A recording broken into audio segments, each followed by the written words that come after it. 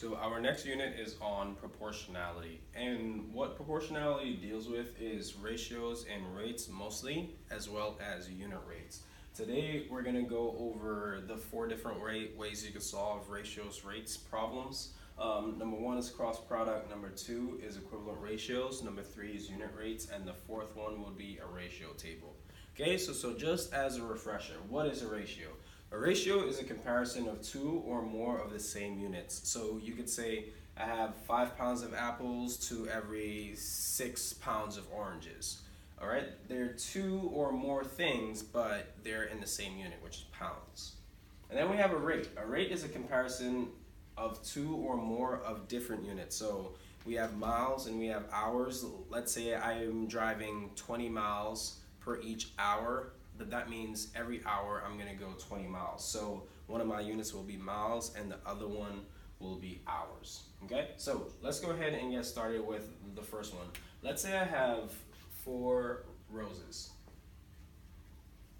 and then I have 6 tulips. Okay, I have 4 roses and 6 tulips. That creates 1 bouquet of flowers. So let's say I want to make 2 bouquets of flowers. What do I have to do? I could use a table. I could say I'm going to multiply this by 2 and then I'm going to multiply this by 2. So I have 8 roses. Now I have 12 bouquets, 12 tulips. And that creates 2 bouquets of flowers with those 8 roses and those 12 tulips. So let's say I wanted to go ahead and create 3 bouquets. Then that would have to be 4 times 3, which is 12 roses, and then 6 times 3, which is 18 tulips. Okay, so right here, what I'm basically doing is I'm kind of creating a little table. It's written as a proportion, but it's still a table. What I'm doing is I'm taking one specific ratio, and from that ratio, I'm going to multiply it either by 2, by 3, by 4, so on and so forth, in order to know the amount of bouquets I have. Okay? Now, let's try a different example. Let's say I have 5 cats to every 3 dogs. Okay, I have 5 cats to every 3 dogs. So, if I have, let's say, 15 cats, how many dogs do I have? Well, in order to do that, I'm going to go ahead and look at my proportion. I'm saying 5 times a number is going to give me 15. In that case, it's times 3. All I did was work backwards. I took 15 and I divided by 5 in order to get 3. Now, I just have to do the same thing. What is 3 times 3? 3 times 3 is equal to 9. So for every 15 cats, if I'm following the ratio, it would have to be 9 dogs. Okay?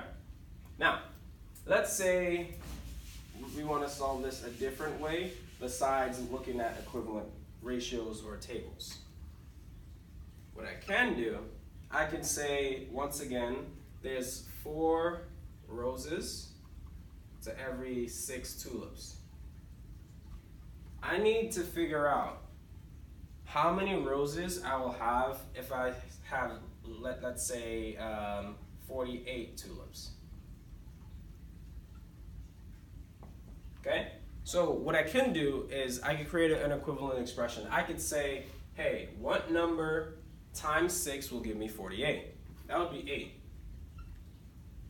So then 4 times 8 will give me 32 roses. Now I solved that with an equivalent expression. Let me go ahead and solve that with cross product. So I have 48 tulips, 4 roses, to 6 tulips, and then X roses. What I'm going to do now, I'm going to multiply 6 times X. So it always goes across and across. So 6 times X, that'll be 6X, is equal to these across as well, 4 times 48. So 48 times 4. I'm going to go ahead and multiply that off to the side. 8 times 4 is 32, 16, 17, 18, 19. So I have 6x is equal to 192. Now, you should remember this from last unit. The opposite of multiplication is division. So I'm going to go ahead and divide by 6 and divide by 6 in order to get x is equal to 32 roses. Okay? So, if it's very easy, you don't have to do a cross product such as this. You can just go ahead and solve it with equivalent ratios. But in other problems, it will be a lot harder than this. Let's try a couple more examples. Let's say we have 108 miles driven in 2 hours.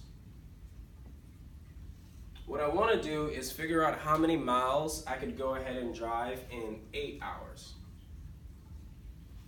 Okay? Now, there are a couple of ways I could do this. I could go ahead and do equivalent ratios. I could go ahead and do cross product, or I could go ahead and take a look at my unit rate.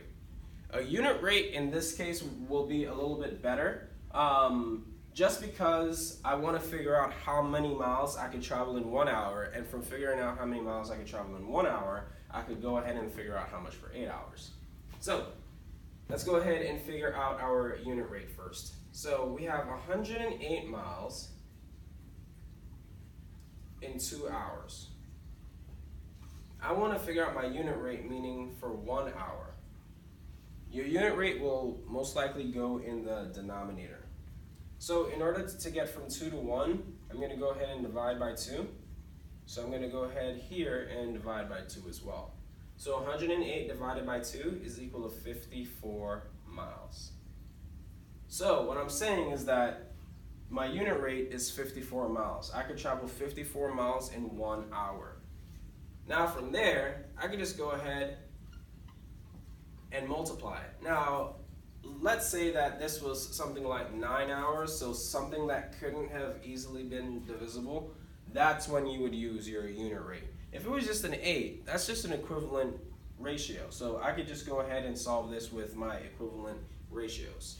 So now, this is just going to be multiplied by 9, and then multiply by 9. So off to the side, 54 times 9, 6, 3, 45, 46, 47, 48. That'll be 146, I'm sorry, 48. That'll be 486 miles. All right, and that's an introduction to ratios and rates in 7th grade.